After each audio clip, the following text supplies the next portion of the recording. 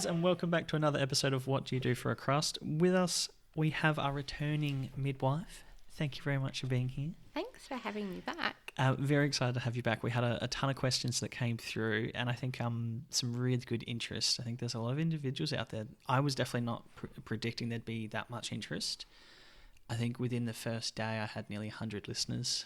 Wow. Listen to midwifery, so obviously quite a desirable episode to listen to say the least. I think birth kind of interests everyone a little bit. It's such a remarkable, amazing thing, and on the surface, I guess it just kind of happens, and people don't have as much knowledge as I do, I guess. I would very much agree. I think from the near 50 episodes we've done, yours is in the top 3 of most listens. I think you beat Police Officer as well, so go figure. I would have thought that would have been up there, but yeah, midwifery. There you go. So I guess what I wanted to ask you, we have a ton of questions to get through, and I think this episode will be a bit more clinical based, and we'd love to get your opinion on, I think, some unique situations that people have asked. I have a perception that there's probably a bit of a stereotype that individuals becoming a midwife, is to cuddle bubs and get the cuddles and the smell the new babies. Yeah, look, I think some people do think that's part of it. I've started teaching at uni, just in the clinical labs, teaching clinical skills, speaking to first year students, and some of them are part of the reason is to work with children. And unfortunately, they're not children. We're actually there working with women. And people are like, oh, cuddling babies is so much fun. And yeah, it is. But we're there to hold the mums that hold the babies. So, yes, there are moments that you do get to cuddle babies when they're unsettled and things like that. And that does happen, but it's not the main part of our role. Is it like in the movies where, you walk past a glass window in the hospital and they're all in their own little bassinet? No. So back in the day when you and I were born, that's exactly what happened. Babies were sent to the nursery, and mums stayed for 10 days or so, and they got rest between feeds, whereas now it's all about rooming in and being with your baby and learning your baby's cues and things like that. And, midwives are there to help support that mother-infant dyad relationship and the other people within the family as well. So, yeah, it's definitely not like that at all anymore. Very fair, very fair. I have been told that skin-to-skin contact is very important. Oh, it's amazing. Yeah. It's absolutely amazing, especially for preemie babies. And definitely within those first couple of hours, both with mum as the first priority and dad as the second priority. Babies know their parents' voices, and anyone that they've been around in the last few months of pregnancy, they can actually hear through the womb, which is amazing. So, play whatever music you like and guarantee you your child will like that music, or at least settle to it. So skin to skin, what that does is it regulates baby's temperature, their heart rate, their breathing, everything. The other thing is if the person, mum, dad, that's holding them is cool, calm and collected, the baby's going to be cool, calm and collected as well. Very fair. Okay. So I guess for new parents, you want to try and be calm, and that's why they're probably very happy to have an experienced midwife in the room to give them some tips. Absolutely. So sometimes babies cry and parents don't quite know why. It's those moments where you get to go in and hold the baby and be that centre of calm for everybody, and just take everything down a notch and go, look, this is really, really normal. They're crying because they don't have words yet.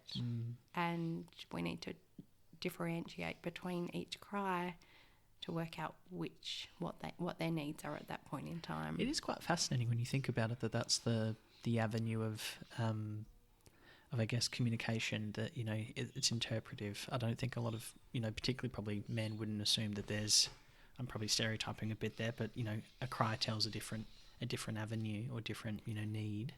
It's really quite interesting, because when I tell people that on day 1 or day 2 They look at me and go, how are we ever going to know? I said, I guarantee you by the time you go home, you will know what cry means what. And they do.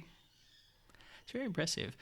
I've heard that a lot of the time, you know, young parents or new parents sometimes go home like the next day. Look, depending on your chosen model of care, 24 hours can be quite a normal length of stay if things have gone completely as predicted, with very little intervention or no intervention at all. When that happens, there are women and families are supported in the home. They have midwives that will come out every day for the first few days to make sure things are okay. That's always good because, yeah, I would be nervous about, you know, just routine and, you know, things. There is no routine. Well, yeah, very fair. Okay, great point there. Okay, clearly, for reference, I am not a parent, which I think is very clearly comes through. What I was hoping to do first, we did have a whole ton of questions come through, and I think one of the last questions that came through was sort of a rapid fire rating out of 10. So I think if we do this first, I think it might give us a good segue into some other topics and other talking points, if you don't mind. Sure. It's just your opinion, so, you know, absolutely not gospel and, you know, not to put you on the hook there kind of thing. That's but okay. Someone asked if you could rate these certain things out of 1 to 10, and if they're, I guess, obviously 10 being good, 1 being not so good, Yep. I guess. Birthing balls. 10. 10? Okay, that's pretty good. Mm. Water births? I guess obviously this is very generalised. Personally, 6 maybe. Okay, yeah, fair enough. And this is kind of why I want to do this first, so then we can, you know, if we want to unpack the answers a bit. Birthing plan, which I think is probably pretty standard, but 8. 8, all right. Massage, so I'm assuming this is massage during labour. 9. 9, all right. A TENS machine. I got to admit, I'm not familiar with what a TENS machine is. Is that some kind of electropulse? So what it is, it's a machine that you get these 4 different pads and you place them on your lower back. Mm-hmm. And when you press the button, it's set at a certain frequency and it scrambles your pain pathways. Cool. Okay. So labour is a massive mental game. And so what this TENS machine does is it sits at a base rate, and then when you have a contraction, you press the button and you can change the frequency. And so what happens is your brain then picks up that frequency, and so then you don't feel the contraction so much. Wow. So I have seen them work incredibly well. What a great machine. Okay. Out of 10? 8. 8, all right. That's my number, isn't it? That's all right. That's no worries at all. A birthing sling. I've never seen one used. Okay. I don't know. We can skip that one then. Yeah. That's fine. A birthing pool. I'm assuming that's sort of like a relaxation method during labour. I'm gonna go 8. What is amazing. All right. And our last one is a handheld birth comb. Okay. So for reference, I don't think you need to call it a birth comb. It's just a comb. Okay. And basically it's that same pain pathway mechanism, and you basically hold them in your hands as you're having a contraction and you squeeze them. Your hand feels that first, scrambles that pain pathway, so you don't pick up your contractions quite as much. I mean, I think that's very fair. Anything to take your mind off of it. Absolutely. So I think any distraction technique is amazing. So I'm just going to go with my number 8. Number 8, fair enough. I mean, I think most of those you rated pretty high. I think what was your 6? A birthing ball? No, birthing ball. No, I think 10. that was water birth. Water birth, it was water birth. That's probably more the fact that I've not witnessed any. I've heard lots of people. We both know someone that's had an amazing water birth. And she would not speak any more highly of it. So I think it's very individual. Yeah, very fair. That's probably more a personal opinion more than like a very fair. like a midwife opinion maybe. It's not my jam. Understandable, very fine. So birthing ball, I'm assuming that's one of those large balls that you sit on It's a football. So Football, like one of those big they're really, exercise. really good because once again you can move in lots of different ways. You can just allow your body to do what's instinctively natural for you, which is really, really good.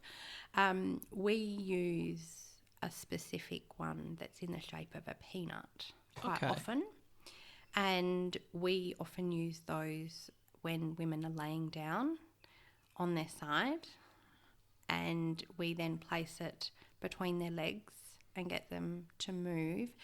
And the reason we use this is if baby is not in the optimum position, sometimes it can delay labour, or it can make labour a lot longer. And so sometimes what happens is we use this ball, and it opens up the pelvis and allows the babies to rotate. Okay. And in where I work, we have quite a few inductions, and so they're continuously monitored.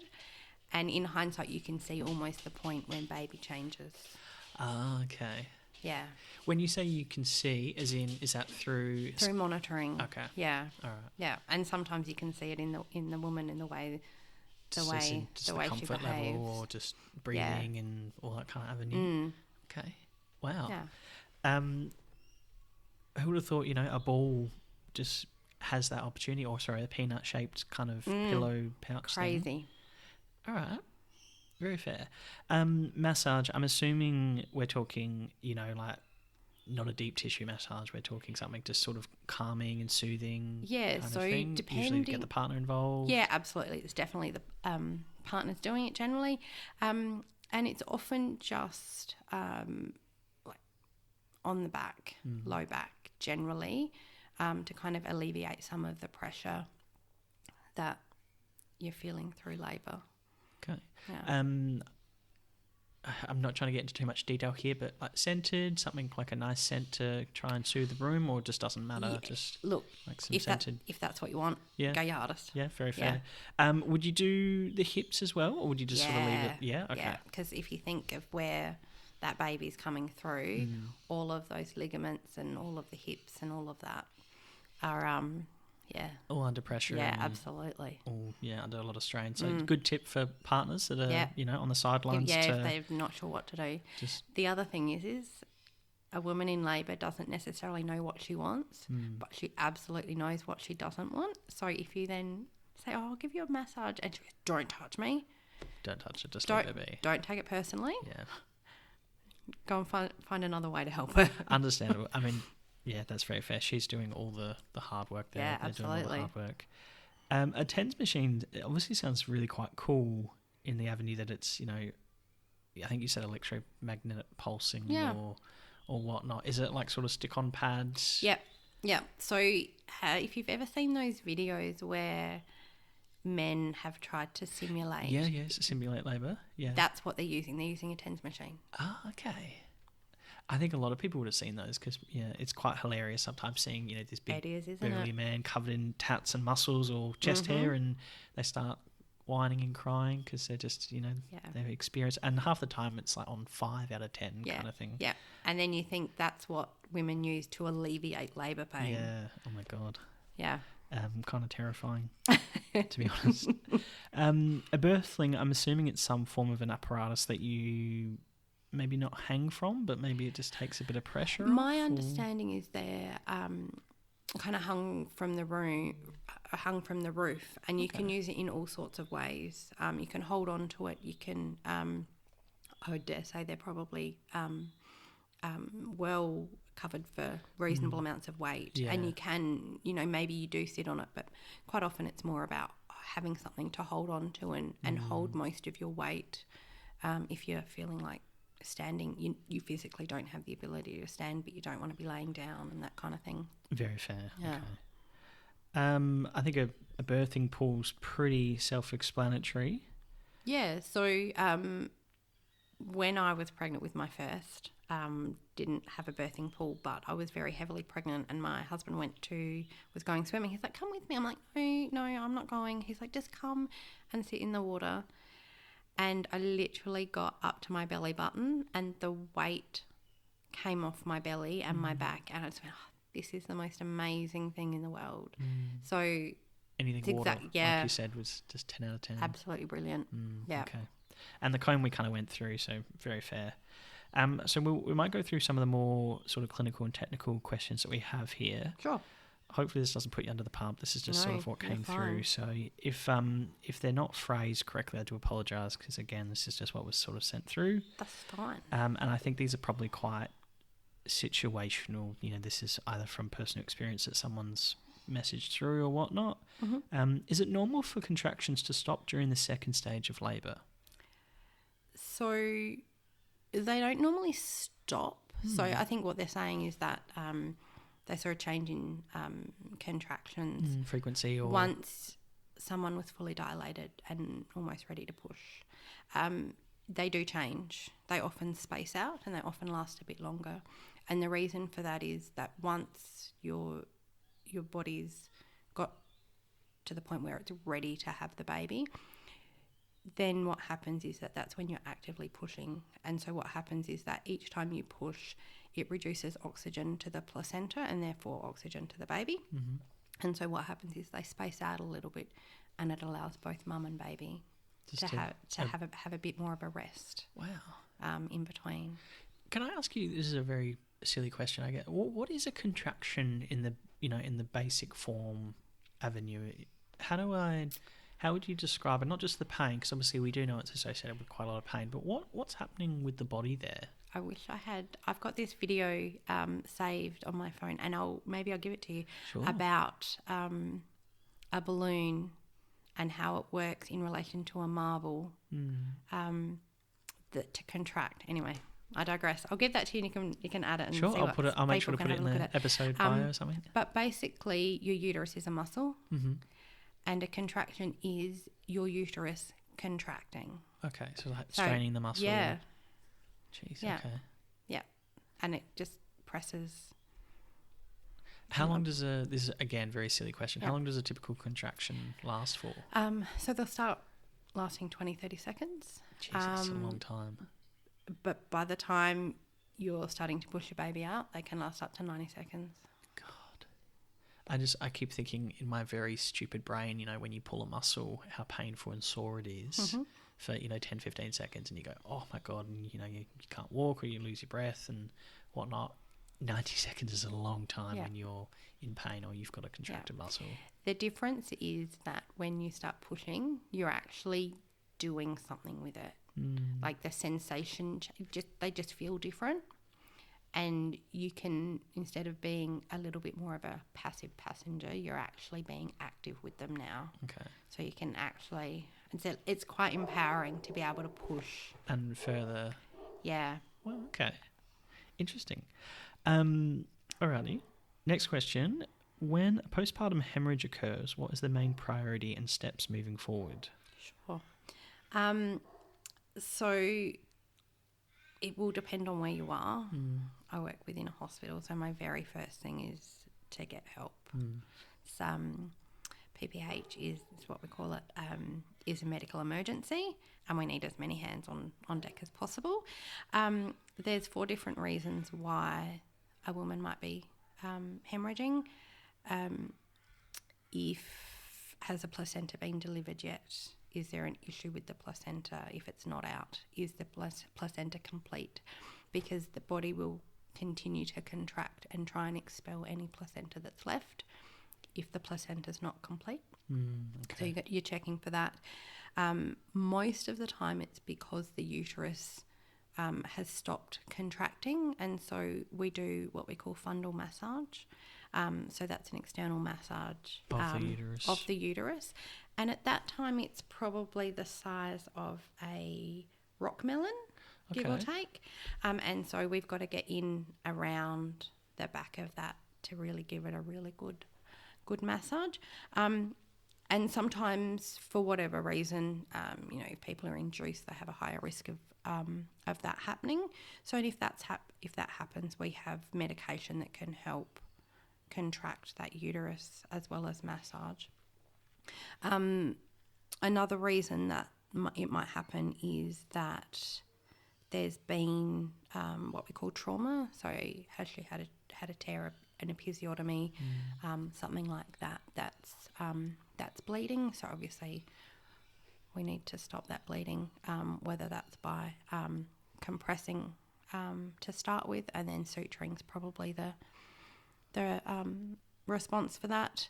And then the other thing is, which is a lot more serious, is if it's a blood clotting issue. Sometimes that happens if mums have medical conditions associated with pregnancy and their blood can't physically clot. So that's obviously a lot more serious than. It's all serious because they can bleed very, very quickly. They can lose a lot of blood really, really quickly. Is that a common thing? As in, like, the blood clotting no longer being... No. Okay. No. That's good to know. Yeah. Most of the time you'll have an idea because you would have been sick beforehand. Okay. Yeah, generally. Yeah, but sometimes... I mean, the body is a mystery, to say the least. And I constantly just sort of think about the pressure that the body is under while in pregnancy or in labour. Like, just everything's out of whack. Hormones, but not just that, but, you know, like everything, your ankle, everything's swollen, everything's under pressure, everything's moved. Yeah. It's just... Yeah. You've got... women in pregnancy have a lot more blood volume in their body as well because they physically need it to be able to circulate blood around their own body, plus to then send blood to the placenta to feed their baby. So in any of these cases, like I said, we get help and we try and work out what's going on. Oxygen's always involved. Generally, we get IV access. We measure the blood loss if it's kind of stemmed, and we weigh things like pads, towels, blankets, whatever. And then we're constantly doing observation checks to make sure that she's not going into shock and things like that. So it sounds like obviously quite a serious thing. Yeah, absolutely. Right. Absolutely. Okay. Next question is when you're assessing, what are you assessing when you're monitoring maternal and fetal health during active labour? Okay. So we are doing, depending on how, if she's coming in spontaneous labour and she's got no risk factors, the only monitoring we'll have is a handheld Doppler. And in active labour, we'll be listening to baby's heart rate every sort of 15 minutes before and after contractions. We're listening to make sure that it's between 110 and 150 beats per minute. Sometimes we'll listen for a little bit longer to see if baby's heart rate is going up, which is a good sign, or if it's going down. If it's going down and it is staying down below that 110, then we need to be looking at doing more invasive monitoring to kind of work out if why baby's not happy about something. We're checking mums if she's bleeding, if her water's broken, what colour her loss is. We're checking her vitals, temperature, blood pressure, breathing, all of that kind of thing. Okay. And just monitoring her behaviour as well. Okay. It sounds like quite a lot involved. The second part to this question is what kind of red flags trigger sort of immediate escalation? Kind of like you mentioned, you know, like I'm assuming dropping heart rate for bowels and, you know, if there is bleeding or... So, as I was saying before, where I work, we have a lot of inductions, and inductions come with their own risks. And as a result of that, you have more intensive monitoring from the get-go. So you'll often have what's called a CTG, and that's where we're monitoring baby's heart rate continuously, and we are measuring the contractions continuously as well. So what we're doing is we then get a printout on a piece of paper or up on a monitor. It goes through some monitoring, and it gives us it's like on a graph, and we're very skilled in how to read those graphs to determine if baby's happy or if baby's not. If at any point we see that baby's not happy, we take action. And some of the action may be, we'll just turn you on your side. Let's try the other side. Okay, that's not working. what else is going on. You know, like, and if at that point, if baby's heart rate doesn't pick up, then we're pressing the emergency bell and saying, baby's heart rate's too low. Let's do something. Someone ring a doctor, or let's check to see if you know, has she been labouring for 10 hours and she's finally fully dilated and the baby's head's right there, and let's push and let's have baby, or is there something going on that we don't know about that we need to potentially go to theatre and have a baby. But sometimes it's just positional. Sometimes, you know, sometimes as baby's head's being compressed down in the birth canal, sometimes there's a bit of cord stuck somewhere. So with each contraction, the cord is occluded, so there's no blood flow. Yeah. That happens. Baby's probably not going to like that, and the way baby shows that is by dropping their heart rate. So it might not be the worst possible case scenario. No. It might be just something, you know, quite easy fix. Yeah. It just depends obviously on the situation, and it's good that you have the monitoring avenues to constantly check and go from there. Yeah. All right. Very interesting to say the least. What equipment / medication would you say is essential for a home birth? Can you explain why? That's a very unique... It is. Look, I'm not a home birth midwife. I was going to say, it's quite a specific, so I do apologise. It is. However, I reached out to one of my friends who is a home birth midwife. Very handy. Very handy, and it was quite funny because I only met her about 3 weeks ago at uni, so that was very, very handy. Well, very lucky for us. Absolutely. Thank you for reaching out to her. So I have a list. So basically, they need to have a kit that has everything at the hospital. Yeah, wow. Okay. So we've got, stethoscopes. We've got like anything to do like maternal observations. We've got cord clamps. We've got episiotomy scissors. There's cord scissors. What else have we got? Urinary catheter, cord blood collection bottles. IVs if they need fluids, and obviously the fluids to go with that. And all the equipment that comes with IV kits. Yeah, absolutely.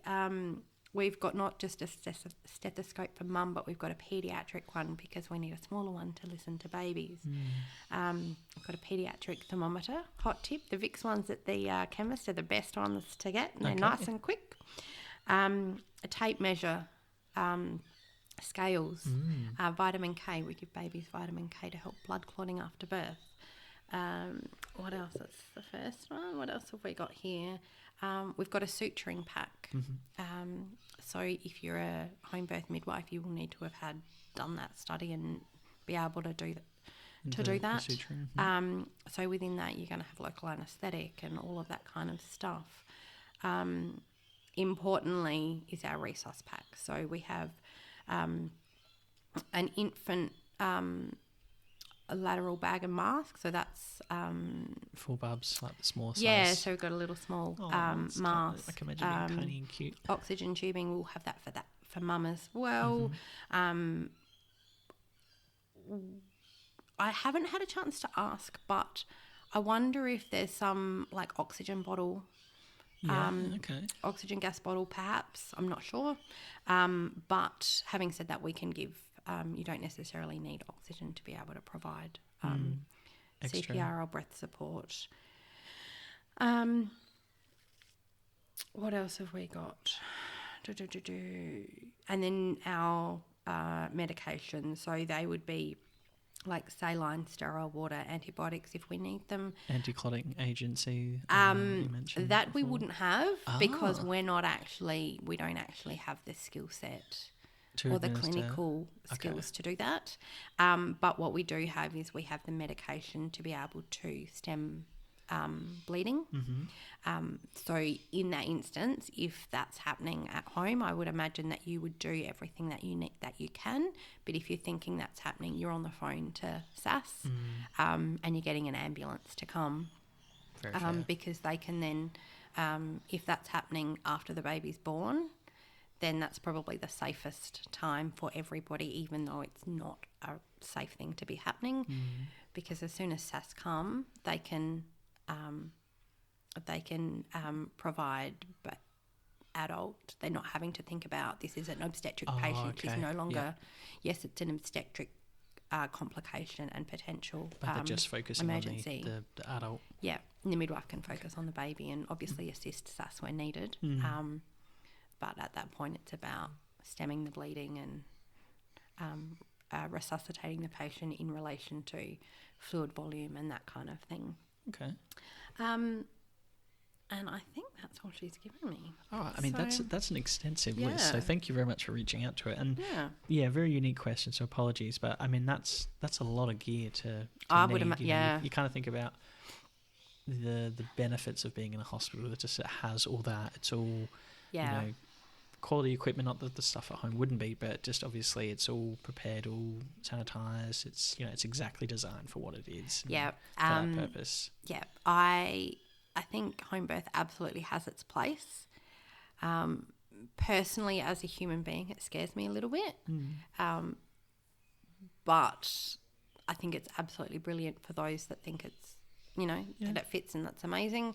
Like you said, I think there is benefits to being in a hospital. You can still have, albeit not in your own home, you can still have a very unmedicated birth within a hospital with all of the emergency team all the additions at you a need. moment's And you still have a nice bed, you still have a shower, there's all those sort of creature comforts. And lots of birthing units have baths now too, so you can.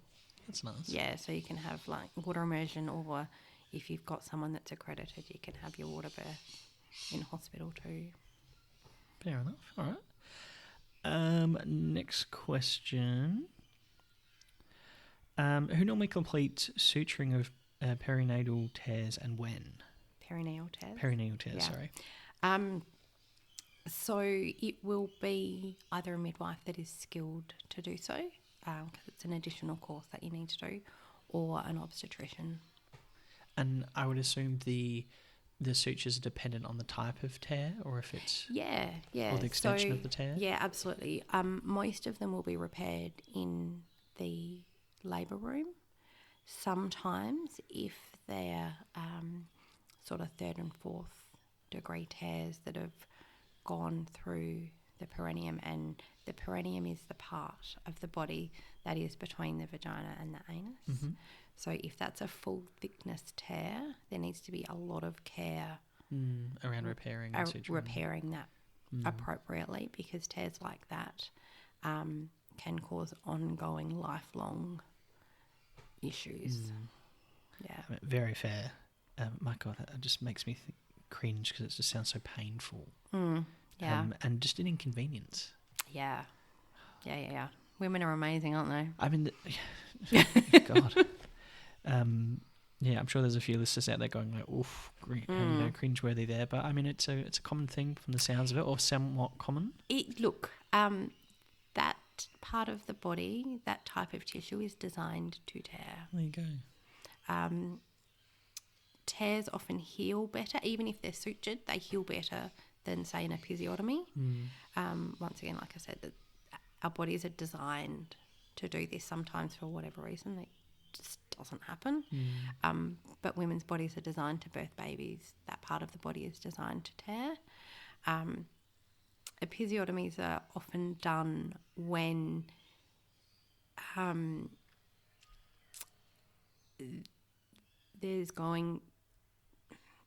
the person helping birth this baby can see that there's potentially not enough room and a woman is likely to tear.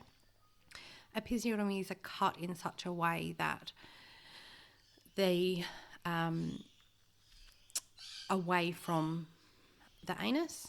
So they kind of cut at an angle, at about a 45-degree angle. If you kind of imagine where a vagina is, it's kind of at a 45-degree angle. So what it means is that it's a lot easier and safer to repair than an episiotomy that may then go through to the anus. So that's often why they're done. Yeah. Another question that came to this is a little bit further down the line, I guess, but is it better to have an incision or a cut, or to let the tear occur naturally? I think it depends on the situation. Okay. I think if you've been pushing for a really, really long time, and baby's heart rates, like I was saying before, baby's heart rate should be above 110. Say it's getting down and sitting sort of 80, 70, and we still don't have baby delivered, and you can see baby, and we just can't. Like, we need to have immediate delivery. I think that's really, in those instances, you're kind of thinking this is starting to become a bit of an emergency. I maybe want a paediatrician here for delivery because this baby's potentially going to come out a little bit flat, a bit tired, a bit done kind of thing. In those instances, often then absolutely an episiotomy is absolutely necessary. Sometimes that's because you need help to deliver that baby, whether that's with a ventouse or forceps, to just help mum with the effort that she's already providing. So it really does depend on the situation as to what's more appropriate. And once again, if you can see that, because you can often see where things are tearing at the time, and if you can kind of see that it's tearing towards the anus, then you're probably going to go, well, let's do the incision or the cut anyway, to then just to sort of ease the pressure, I guess. And is it, I don't mean to get too graphic, I guess, but is it easier to, I would assume it's easier to suture a incision compared to a natural tear? Yes. So I've not sutured.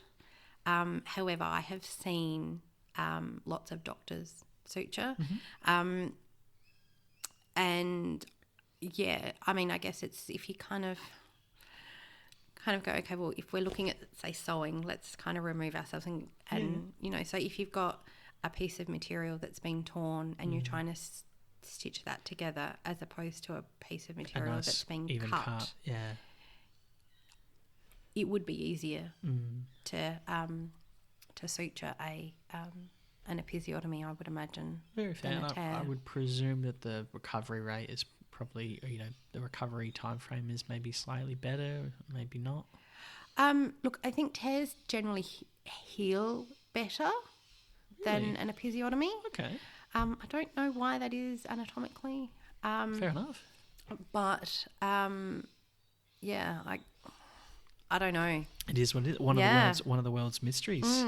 I definitely wouldn't have expected that, but no, interesting. And this is why I love talking to people such as yourselves. Like, you've got that inside that knowledge, extra bit of knowledge. That just, you would presume something, and it's not actually the way it is. No. Can you explain induction protocols and risks associated in cases past due date? Okay.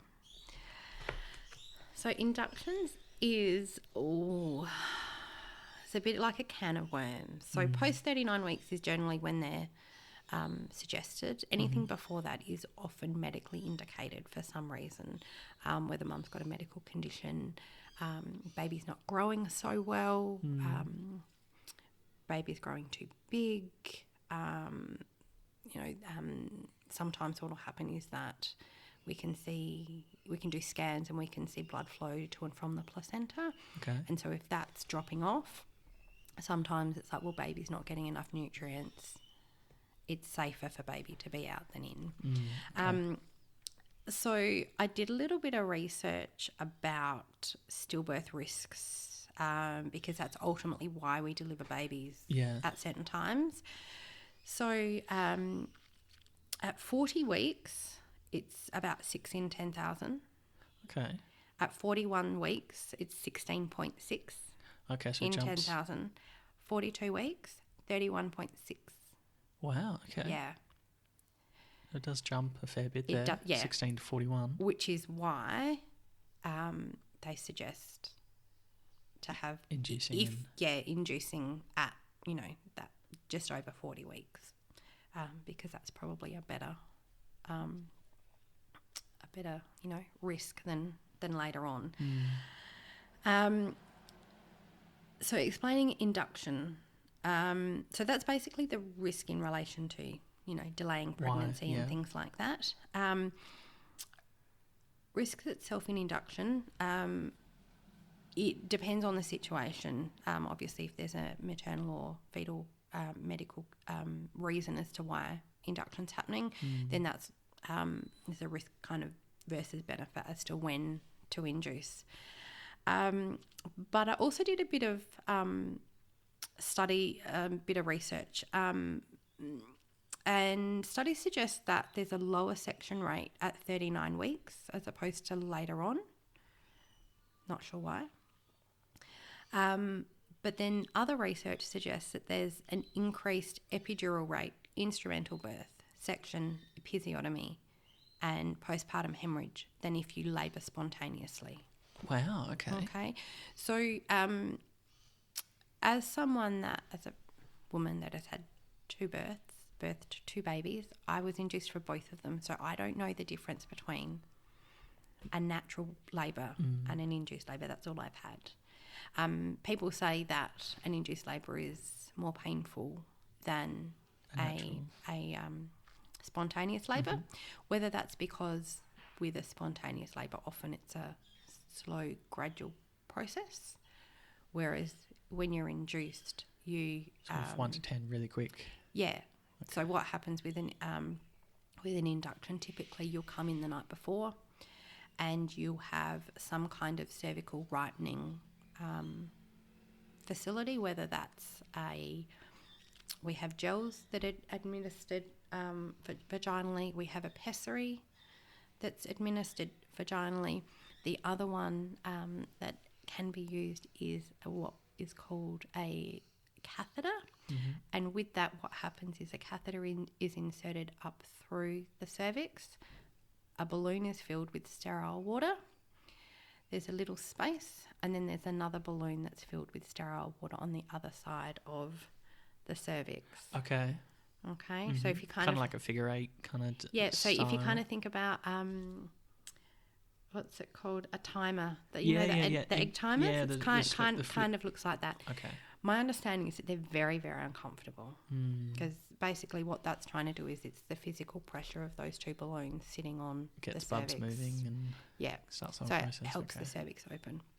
So then what happens is that the suggestion is that those devices help open the cervix in order for a woman's water to be broken, because that then induces another form of hormone. Then what happens is you have an IV sited and you have synthetic hormone put in, and that's commenced and increased every half an hour until we've got adequate contractions and baby's happy. So all through all of this, because it's induced, because it's manufactured, mum and baby are monitored the whole time, which means that it's a lot harder to be mobile. And so I think in lots of instances, that's the reason why there's higher epidural rates and all of that, because you can't move around. You can. It's just much more uncomfortable. It's a lot. Yeah, there's a lot of monitoring, and you're attached to lots of bits and pieces. That makes it really difficult. You're forcing the cervix. You're forcing a lot of things, which is not, maybe not. They're still natural and occurring, but just they've been pushed a little bit. Yeah, and so as a result of that, you kind of go, okay, well, baby wasn't really ready. Mum's body wasn't really ready. Yeah, because it hasn't done it naturally. So you just kind of go, well, if we're manufacturing this, it's going to be... the body's not ready. Yeah, it's going to be different. You haven't had that cycle up or that build up to... Okay. Yeah. Kind of like climbing a mountain, and, you can't just stop you can't just start 3/4 of the way up and push through. You need to build and... Okay. Yeah. So that's why you're monitored a lot more closely. I will say, as a woman that has had 2 induced births, one quite early for a medical reason, it was very, very different to the second time, which was a little bit later, and that's because my children are very close together. Maternal request was the second reason, but I still to this day think I would have been in hospital within 48 hours of... If it wasn't induced. If I wasn't being induced anyway. It just happened a lot quicker, needed less of the hormone. Like, it was just very, very different. So, so yes, there are risks but it's about weighing up the risk versus benefit, and in lots of cases, whether it's there's a physical reason, for mum, she might have gestational diabetes, she might have cholestasis, which is a liver condition. Okay. That's resolved by birthing the placenta, so you have the baby, that'll disappear. Whether someone's bled in labour, in pregnancy, so we call that an antepartum hemorrhage. Whether they've ruptured their membrane, so sometimes they would have ruptured their membranes and nothing's happened, so we'll augment labour, which is different to an induction, like the body's kind of done it, but we're just going to give it a helping hand. Whether a woman's gone into premature labour and it's just happened, whether mum's got hypertension of some description, that's a really can cause lots of ongoing pregnancy issues, growth of baby, that kind of thing. What else have I written? What else have I got here? Multiple pregnancies. Sometimes, obviously, growing 2 babies at one time can take a lot out on the body, and so as a result of that, quite often they'll birth earlier than term. Okay. Because they're monitored really, really closely. And sometimes what will happen is one baby will take all the nutrients and grow, and the other one won't. So. I would presume as well that there's only so much space as well. Yeah. If you're having, say, God forbid, triplets, that's a tricky one, because you've got so much room that you can only, There's only so much your body can hold. Yeah. And don't get me wrong, the body's an incredible thing, but triplets is a lot. Yeah. Okay. What else? Sometimes an infection as well. Mm-hmm. So the actual uterus and placenta might actually have an infection. And sometimes women that have a large BMI, depending on, the idea of using a BMI, while we you're all pregnant, know, seems a bit, like, and it's never accurate. Yeah. In general, it doesn't consider genetic makeup or anything like that. So in some instances, inducing because of that is appropriate as well. In relation to baby, it's if we think baby's not coping, intrauterine growth restriction, so that's our small babies, decreased movements. So movements is, for anyone that's pregnant, if your movements change, ring your health provider.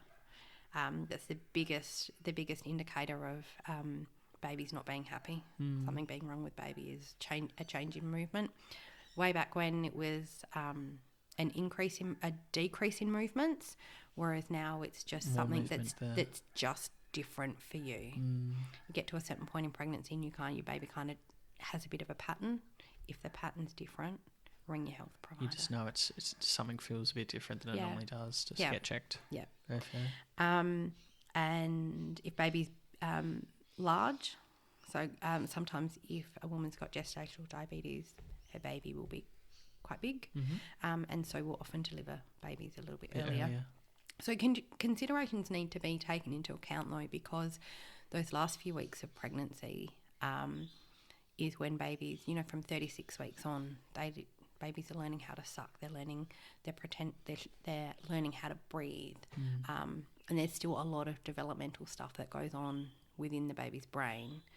So it's really like a weighing up kind of thing. What's the best? What's going on for this particular woman? What's going to be our strategy moving forward? Okay, we're taking this call. It's worth maybe it's a tiny risk because of this factor, and I think this kind of really sort of resonates the importance of, and particularly of midwifery, that it's not just labour. Midwifery is the entire span of the birthing plan of there's so much there to consider and to factor. So I think a lot of people, particularly probably men, again I'm stereotyping, but would just assume midwives is you're just there to play catch and that's it, but it's actually the entire process that you're involved in, as well as obviously aftercare as well. Yeah, absolutely. So midwives are really there at the beginning, generally your first appointment with your midwife or your care provider is about 8 to 10 weeks, and that's where you start that relationship and you kind of build on that. And it's about learning this particular woman's situation, her history, her not just her medical history, but her social history. What kind of supports has she got? What kind of things, what's going on for her pre-pregnancy? What can we talk about before we have the baby to set her up for success after you're having the baby? So yeah, being present and seeing and helping birth mums and birthing babies is amazing. But to have that continuity and It's to really see important. the growth and to be able to support women in their choices, to provide avenues for support beyond our ability, the recognition of, oh, this is what's going on. Let's talk to this person. This is what's going on for your baby. Have you thought about this? There's this website, there's this group of people, there's, this service, there's that service. And it's about having that knowledge to then be able to say, To share, hey, pass on and go, hey, have you considered this? yeah, feeling how you are right now is completely okay.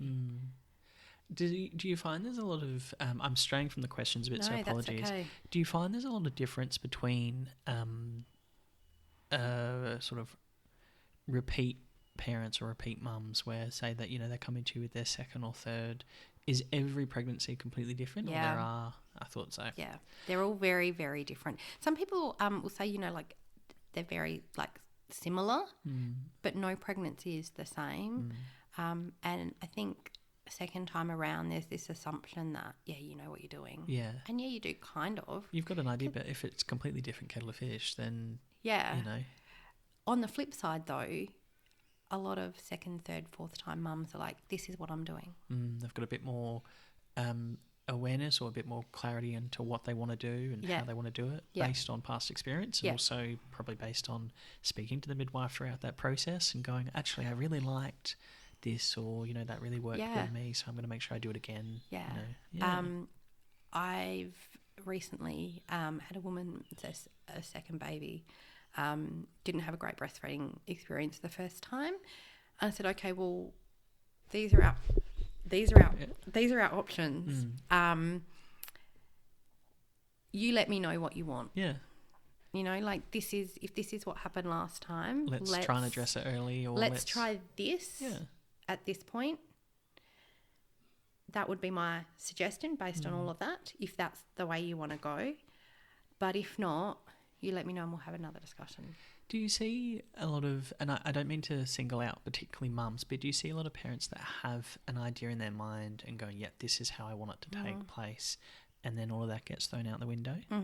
Okay. All the time. Because I would predict that I'm a big planner. I absolutely am. I'm that type where I love to plan and know, okay, this is what we're doing. This is the timeline. This is the structure. I would probably be the worst mum, because as soon as the plan changed, I'd be, so frustrated, and I haven't been able to then prepare myself because I knew what was coming, or I knew, this is part of the plan. If it changes, I think that's why I really respect your calm nature for you to then, like you said, the midwife comes in as that calming presence, whether Bubs has a different cry or whatever it might be, or even in the early days, hey, something's changed, our plan's going to have to pivot a bit, it's all good, this is what we're going to do, this is what I suggest, here's the options. It's a really quite fascinating part of the role, I think. It is. Human behaviour at its core. Yeah, so we both know someone who has 2 children. First time around, she's an absolute control freak. Yeah. And my advice to her was, go and do hypnobirthing. You cannot control labour. You cannot control what's going to happen in the next 20 years now. Yeah. This you can control. So it's about working out what you can control and focusing on that. Because some people have that need as well, where they go, I have to, I need to have some avenue of control here. It's very fair. And it worked. Yeah, there you go. So I think that's, I would, given that I'm not a parent, and if one day if I ever did become a parent, I know I'll be terrified because I won't. You'll be fine. But I just won't know, I guess. And like I said, I like to know. So going to the appointments, meeting with the midwife, meeting with your, OBGYN, whatever it might be, it's nice to have that confidence that the person you're meeting with, a professional, you're meeting with someone that's supported however many couples or individuals, through that would give me quite a lot of confidence and support, to say the least. Back to our question, sorry, because I know we got very sidetracked there, but I think it's so fascinating. I really do. There would be no, like you said, there's no two births that are the same. There's completely differences there. I just think it's really quite fascinating, and just this shit, like what the body can do is just amazing. I know, it's ridiculous, isn't it? Yeah, but it's cool. Like it's you know what I mean. Like you sit and you go, wow, like we generally can create life. It's really quite a cool thing to say. Yeah, it's pretty cool. We've still got a whole bunch of questions, and we're coming up to an hour, so I don't want to take up too much of your time. Okay. There's a question here around cord clamping that someone asked, and I'd love to get your gauge on this because I think it's quite an interesting one. Can you unpack delayed cord clamping or optimal cord management, and what is the common practice? Okay. So I'm assuming clamping the umbilical cord after Bubs has been delivered. Yeah. So once baby's been born and the placenta's still in situ, that cord will still keep pulsing for about a minute or so. Okay. And what that's doing is still pumping the blood from the placenta through to the baby. So delayed cord clamping is when you delay clamping the cord to allow that blood flow, as much of that blood flow to come back into the baby. Because obviously the placenta doesn't need it. So generally speaking, delayed cord clamping is anything over a minute. In practice, what I see is once the cord stops pulsating is when it's clamped and cut, which makes sense because it's no longer moving. It's no longer moving the blood. So that's ultimately what it is. Sometimes there really shouldn't be a reason not to do that. I would have thought so, yeah. Unless there's evidence in the labour up to that point that baby's going to come out flat, not trying to breathe. So the additional time connected to the cord is going to be of benefit. Yeah. So sometimes you need to get that baby over to a resus cot or doing something physical to help that baby transition.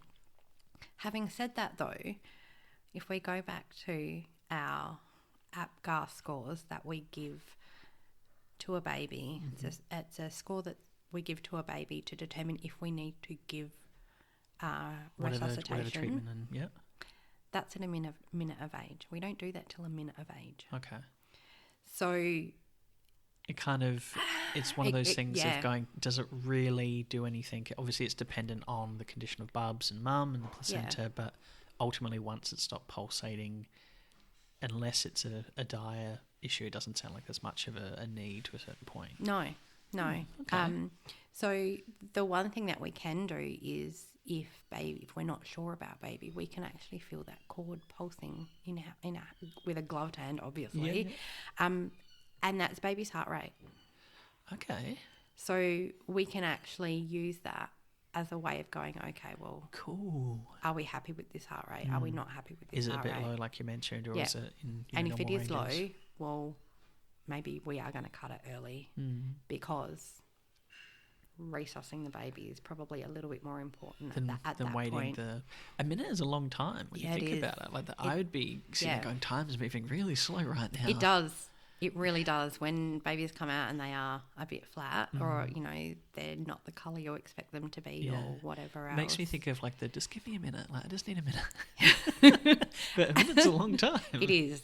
And we do lots of things before they get to a minute, like. I'm sure there's a lot of monitoring and check airways or whatever. Well, ultimately, it's more like a visual thing than anything else. If everything's going well, baby will be delivered to mum's chest. We get a clean, dry towel and we rub baby. And if someone starts rubbing you, you're going to start moving around and stuff. So if babies are reacting to us, we're like, oh, we're fine. Reaction, we're fine. But if baby's flaccid and not moving, you want to do something. At that point, I'll often give a vitamin K injection because they hurt and it'll make them cry, as horrible as that is. But you want to... I want a reaction. Yeah. I was always told, a screaming baby is a healthy baby. Yeah, generally, yeah. Yeah, which, you assume it must mean the airway's clear, they're coherent or whatever you want to call it, but very fair. Yeah, but they don't always cry. So which is why when you're stimulating that baby, if it's moving around, you go, okay, well, we're moving, we're okay. I would have thought all would cry just generally because of temperature change. Yeah. You're nice and warm and cozy and probably maybe a bit cramped, but then I would assume going through a bit, it's then cold and... Yeah, you would think, but they don't all cry. Wow. Interesting. Yeah. I'm learning so much. I love sitting here chatting with you because, my God, it's so educational. Where are we looking at questions-wise? The last question we have here is an interesting one. It talks about in what circumstance would you put in medical intervention such as IV or breaking the water? Yeah. A bit of an interesting one there. So it depends on the situation. So if there's a pre-existing medical condition that we're even slightly concerned about, a woman will have an IV. Just purely... Just in case, yeah. Just in case, because in labour, stuff can go wrong really, really quickly. And if we have... You just want to be prepared. It's an extra couple of minutes that we could have started whatever we're doing. So if they need IV fluids, they'll have that. It's routine as part of an induction that you'll have an IV sited, because part of that is that you'll have a medication drip or whatever it is hooked up, and if you've got that, you also need general IV fluids as well to keep all of that running. If you have an epidural, you'll absolutely have an IV, because an epidural can drop your blood pressure, and we need to be able to monitor and action as needed. Yeah. In relation to an ARM, so breaking the water is an artificial rupture of membranes. That is part of an induction process. That's part of the inducing you mentioned before, as well as the egg timer. Yes, that's exactly correct. You'll remember that forever, won't you? I think it's a really helpful way to explain it. Makes sense. It does make sense. Visual, it's quite a visual, yeah. Yeah. But it also sounds quite discomforting, which I can only imagine. I could only imagine. Yeah. The artificial rupture of membranes, as I said, is part of an induction. Sometimes it can be used if someone's labouring but their water hasn't broken and they haven't quite what we call established. So established labour is when you're contracting 3 to 4, having 3 to 4 contractions in about 10 minutes. That's what the textbook says is good labour. Whether that's... Is what it is. It is what it is. Yeah. So sometimes you'll have a discussion with your midwife, care provider, whoever, and it might be helpful, because if you... I don't know if we spoke about this before, but if you think about baby's pretty much sitting in a big balloon of water, and if it's kind of bouncing around, and if you break that water, there's often a little bit sitting in front of the baby's head. Okay. So sometimes that can reduce the pressure on the cervix, and so then if you get rid of that water, baby's head comes down and sits on the cervix. It's the pressure. It's like those balloons. Okay. It's the pressure on the cervix that helps open it. Understandable. So sometimes it's done in that respect to hasten labour. Okay. As well. Very fair. Yeah. We are getting to time. I've got to admit, I did really want to ask you about your teaching avenue as well, because that sounds very interesting. Yeah, that's cool fun. We've got roughly about 2 or 3 minutes left. Okay. I mean, the fact that you're teaching, I think, is wonderful, because you are very personable. You're so great to talk to. I think you'd be a fantastic teacher. Not that I'm trying to buddy you up, but I do think you would be, because, how you explain, like the egg timer. Yes, it sounds a bit blasé, but it's a really visual way to sort of understand how something is being, put in or unpacked. So, how do you find being a lecturer and shaping, moulding future minds? So I will say I'm not a lecturer. I'm working in our simulated lab. So still teaching. Yeah, absolutely. So I'm teaching the clinical skills. Nice. So how to take blood. Most recently, we were working with first year students learning how to do that very first appointment. So taking a blood pressure. Yeah, wow. Taking a temperature. So early days, but also very pivotal. Yeah. Things that individuals need to know. Yeah. So that was really, really good.